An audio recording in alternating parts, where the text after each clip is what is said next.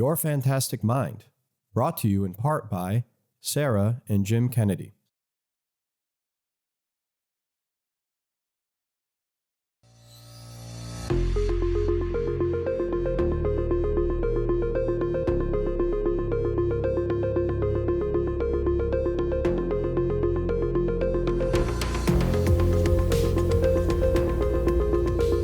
Welcome to Your Fantastic Mind. I'm Jay Watson. For as long as there have been wars, there have been veterans impacted by what many call the invisible wounds of war. Since the beginning of the wars in Iraq and Afghanistan after 9/11, close to 2 million U.S. military personnel have been deployed in tours of duty, over half of them more than once. In a survey from the Wounded Warrior Project, 75% of veterans reported experiencing PTSD, anxiety, and depression. Well, this week, we take you inside a program that helps these veterans finally heal those invisible wounds. Today is going to be a great hike up, great hike back down. They get an early start this Saturday morning.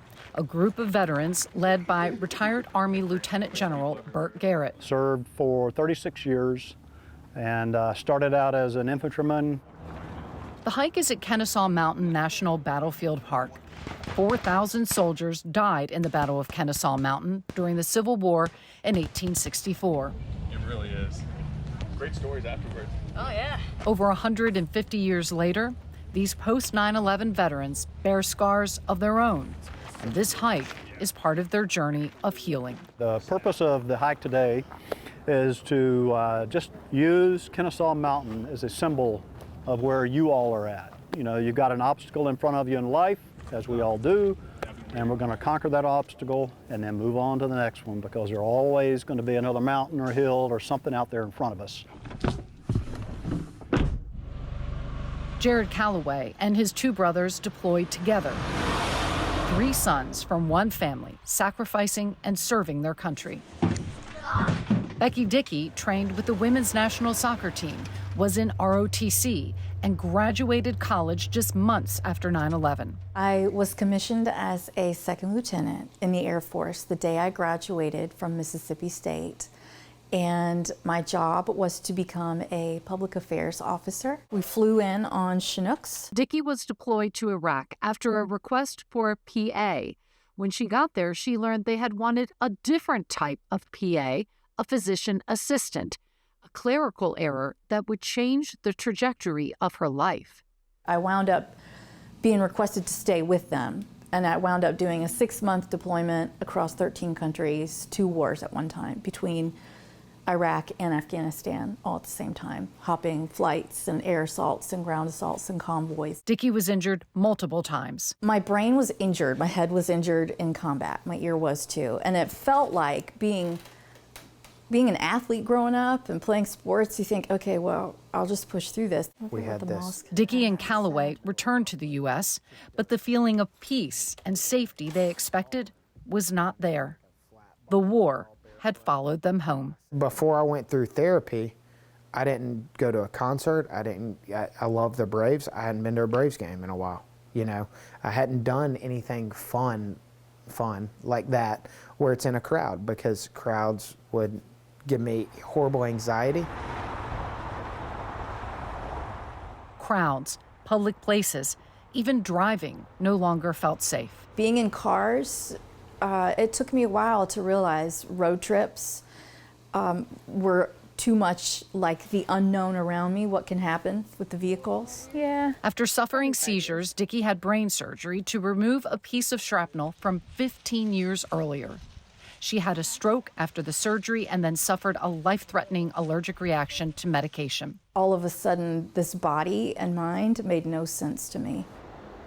Calloway and Dickey entered the Emory Healthcare Veterans Program, which is funded by the national nonprofit Wounded Warrior Project.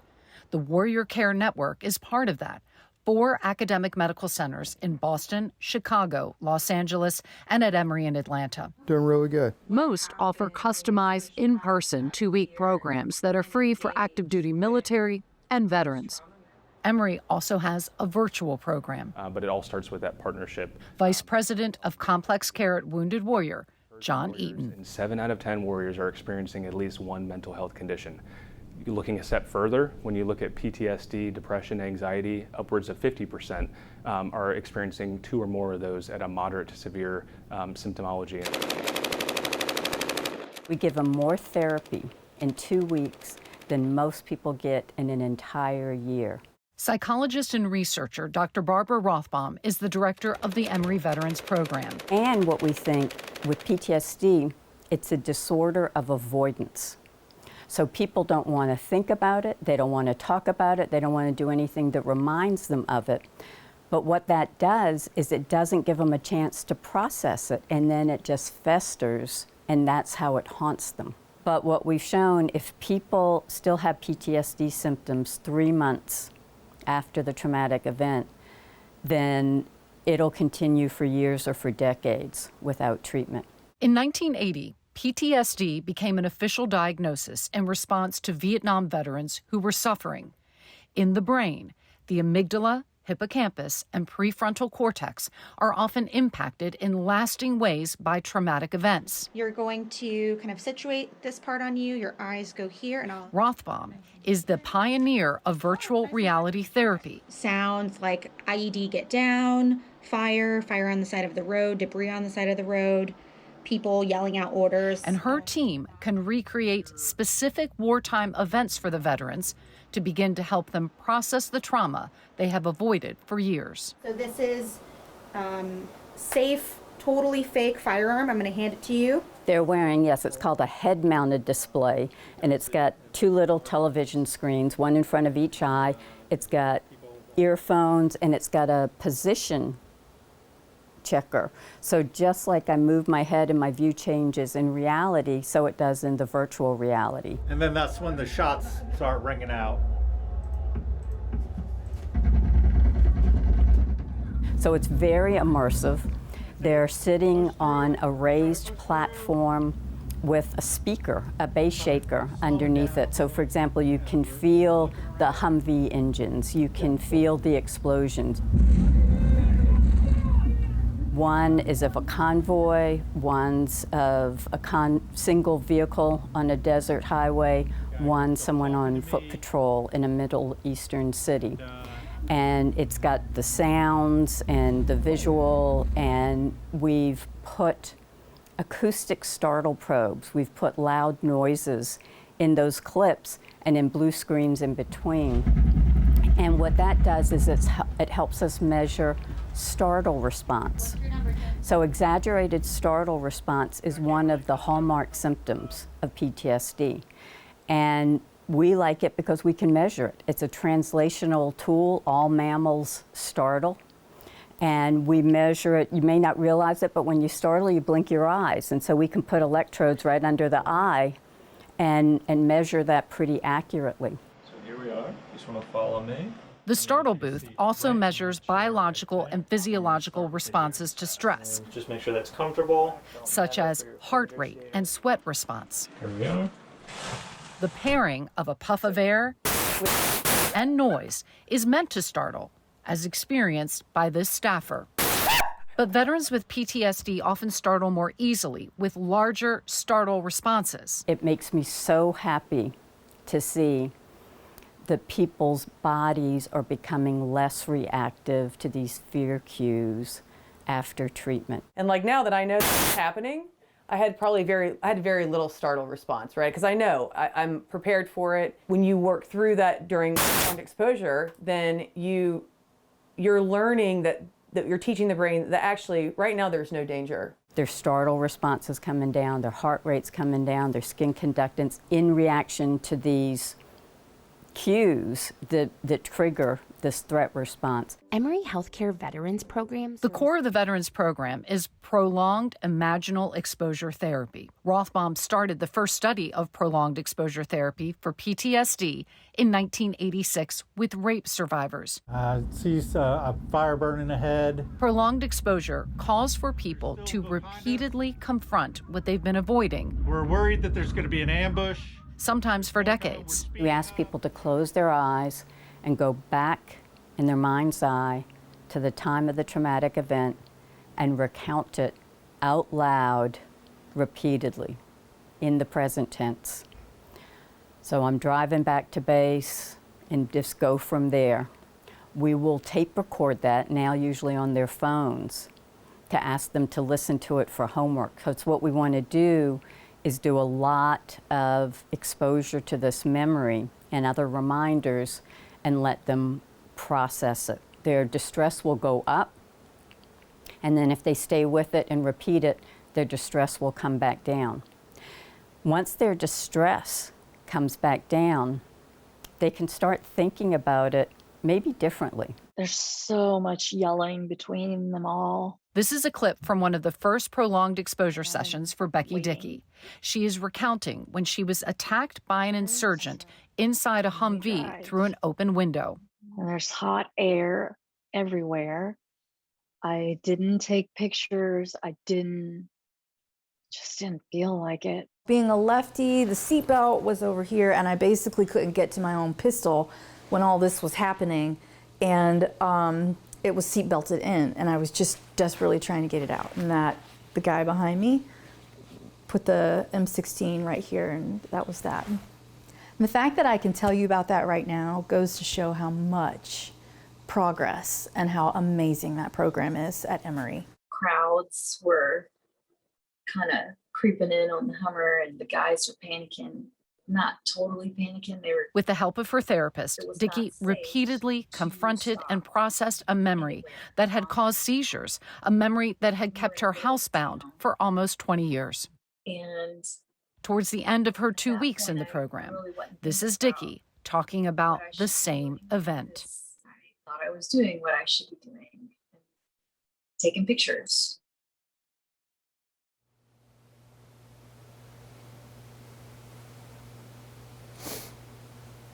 Probably about 2 years before I went through the program, about a mile down the road, I used to sit in a church parking lot with a gun in my lap, thinking about ending it.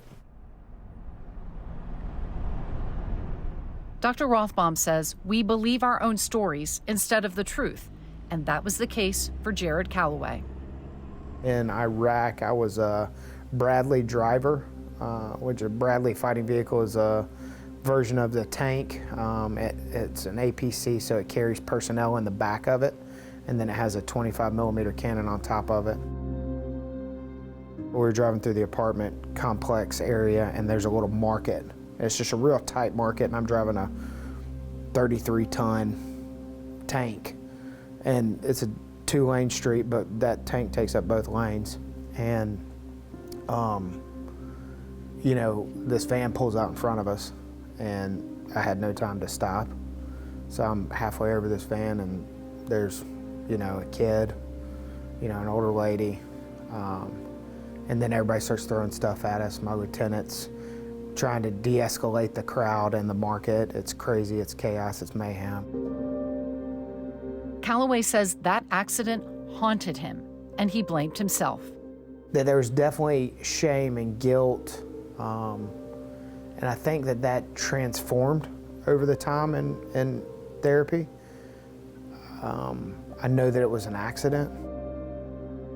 It's easy to say, I didn't mean to hit that person. I didn't mean to take their lives. It was a complete accident, right? It's easy to say that, but it's tough to feel that. Hey, how are ya? That's the thing with prolonged exposures is you feel every time, and you slowly process with the team what those feelings mean, what those feelings can turn into, so that we don't allow those feelings to then control the rest of our lives. We treat all of the invisible wounds of war. Rothbaum says 75% of people who go through the program experience clinically significant gains. Many don't have PTSD anymore. 93% of those who start the program finish it. How do those numbers translate to real life? Those numbers mean Becky Dickey went to watch her daughter sing at an Atlanta Braves baseball game. And to be able to go into my ultimate nemesis, which is a large crowd, but to be able to go with all the tools that Emory trained me with, to make it through that ball game and to see my daughter sing, it gives me chills. It makes me so happy.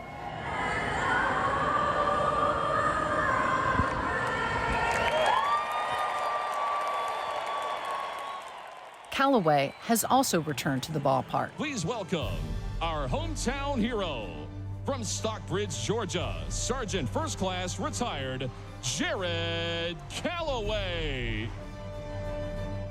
And he has gotten 17 other veterans to go through the program. But I just want it so bad for everybody else. And I want everybody, you know, to have the same opportunity to be freed from that like burden that weighed me down for all those years. Treat it just like any other team and any drill and any mission you've ever been on. This one is in your mind, and stick with it and get through it, because it's absolutely possible to retrain your brain and win this one. A whole complete life is waiting for them.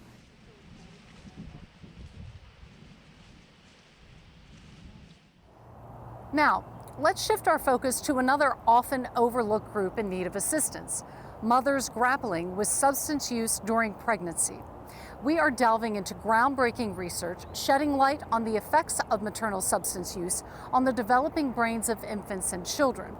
Plus, we'll bring you a first-hand account from a mother who navigated this challenging journey and emerged on the other side. It is a parental rite of passage, dealing with a less than happy baby. After his mom nurses him and he falls asleep, we've actually already started. He is placed in an MRI. We are running a localizer, which will give us a few snapshots, where the research team takes images of his brain. The first days, weeks, months, and even the first few years of life are periods of exponential growth in development. And not surprisingly, exponential growth in brain. The difficulty comes when you're scanning children. Cognitive neuroscientist Daniel Dilks. To date, however, we don't know exactly how that brain changes from days to weeks to months to years. A 10-year study from the NIH is following over 7,000 children to deepen that understanding, including in the brains of babies exposed to substances before they are born. We need to know what happens to this developing brain after it has been exposed to some substance, for example, so that we can intervene. Yes, I love the banging. Okay, good work. Look, see the cow? Intervening and understanding the brains of children exposed to substances is what Dr. Claire Coles has devoted her career to. Sheep says bah. A globally renowned expert in the field of prenatal exposures and child development. Is he babbling? Is he saying da da da da da? She is one of the lead investigators of this study at 27 sites around the country. Approximately 20% of women use alcohol in pregnancy. Slightly fewer, maybe 15% smoke in pregnancy. 10 to 15% use marijuana. Maybe 1% uses stimulants like cocaine and methamphetamines, and about 0.5% use opioids. This particular test is a test that's used with infants to look at development. Flat on his back on the table. With funding from the state of Georgia. Good job. Coles and her team at the Emory Neurobehavioral Exposure Clinic, the only one like it in the southeastern United States. Can we put him on his tummy? Assess exposed babies and children from birth onward, providing diagnoses and care. We provide, hopefully, an accurate diagnosis. Because we get children in who are exposed to drugs and alcohol. People often attribute to the drug everything that's going on with the child. So we try to sort that out. In 2020, in the United States, 1 out of 12 newborns, 300,000 infants, were exposed to alcohol, opioids, marijuana, or cocaine before they were born.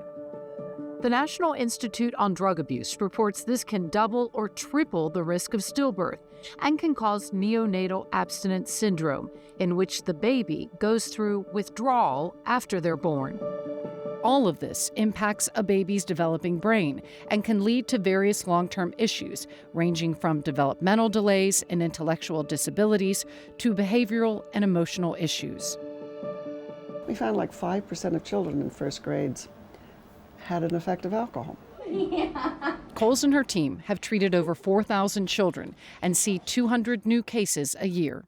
The issue is multifold. The other critical piece of Dr. Coles' work with children, the mothers. Psychiatrist Dr. Toby Goldsmith treats women before, during, and after pregnancy. I think stigma and fear are the two issues that keep most women from pursuing any kind of treatment with someone, because they're afraid that someone's either going to judge them or, even worse, someone's going to take their child from them. Dr. Goldsmith says those most likely to use during pregnancy tend to be younger, less educated, not married, and of a lower socioeconomic status. The state of Georgia helps to fund another program Dr. Coles heads up, the Maternal Substance Abuse and Child Development Program. Those women need to have support. They need appropriate care by people who are willing to work with pregnant women who are substance users, which often is a problem because people don't want to do that. Substance use treatment programs don't want pregnant women, and people who work with pregnant women often don't want to address the issue of substance abuse. If I find out that you're substance using, where do I refer you? Who's going to help you? What is the treatment program available? Not there. And as a result, the woman can't get the care she needs.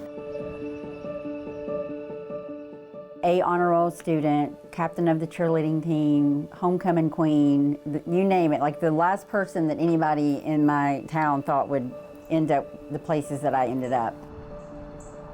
This one's me when I was a baby. Dina Davis was 21 when a boyfriend gave her some methamphetamine. I knew I was in trouble right away. I mean, the second I did it, I was automatically trying to figure out how I was going to get more. When I found out that I was pregnant with Riley, I had just gotten out of jail. Davis used meth before she knew she was pregnant with her first child, but stopping was difficult. Pregnant women do not want to be using substances.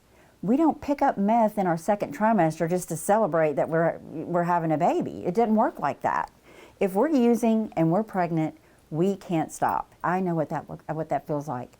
To wake up and to have to fight the urge to use drugs while you have a baby growing inside of you and hating yourself. Oh my God, this is every single day. It was like a fight every single day. The world was telling me I didn't love my kids. If I loved my kids, I would stop. And that's what I was starting to believe. After Riley was born, Davis went back to using and had stints in and out of jail. The first time I saw Riley crawl, my mom brought her, I was in Cobb County Jail, and my mom brought her up to the visitation, and there's that metal ledge and that plexiglass, and she put that baby on that metal thing on all fours. And I watched her crawl across that metal, that cold, hard metal. That crawling baby girl, Riley is the sugar cookie girl, is now 22 years old. All right. Just thought that everyone's parents, like, you know, spent a long time in the bathroom and didn't have power and heat and food. We weren't allowed in the kitchen because it was like disgusting, and there was like flies and bugs, and there was like fleas in the hallway, and literally could not go in the hallway without fleas like jumping all over you. It sounds gross, but like that's how it was. Oh, the baby. Riley was 7 years old when her mom got into recovery. That year has a permanent place on her arm. 2008. It's the year I got sober. I'm like super proud to like brag about how good she's done. Whenever she got better, she immediately started educating us. So, I mean, I didn't even touch a sip of alcohol till I was like almost 20. And even still, like, I don't even like drink like that. I've never tried any drugs or anything. My favorite one is the one with your whole face in it. We talk every single day. This is when we did our girls trip last Christmas, right? I feel like they're proud of me, and I know that I'm proud of them. We know that the more exposure a child has, the poorer the outcomes will be. We know that separation from birth family is going to lead to poorer outcomes. So logically, it makes sense to change our practices and look at prevention. Peggy Walker is a senior judge in the juvenile courts for the state of Georgia. She is also a national leader in child welfare and juvenile justice policy and spearheaded programs to help children, mothers, and pregnant women with substance abuse problems. We always hold people accountable for the choices they make, but we have to realize that we have an obligation to serve that child that is not yet born. And we cannot serve that child that's not yet born taking an attitude that we must punish this mother. This mother's going to have more children. And if we do this and we do this well, we can put her on the road to recovery. And the other children will not go through what this child's going through. If we do it right, this child will have minimal exposure and less stressors. One of the mothers held accountable in Judge Walker's courtroom was Dina Davis. So good to see you. I remember most the fear and the embarrassment and the shame that she was feeling. You know, I used to say that Judge Walker took my kids from me.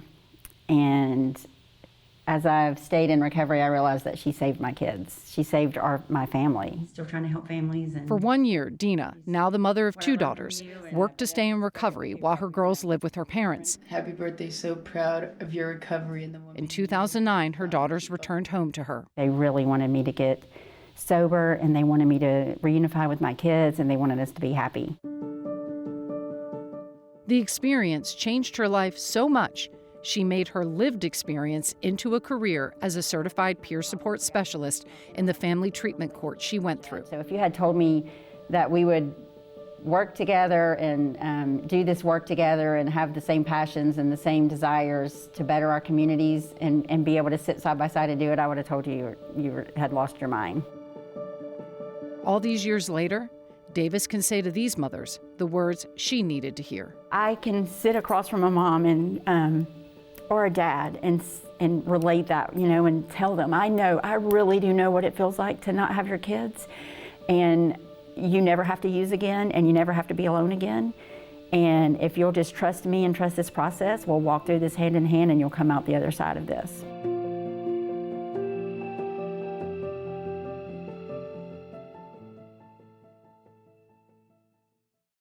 That's going to do it for us this week. See you next time on Your Fantastic Mind.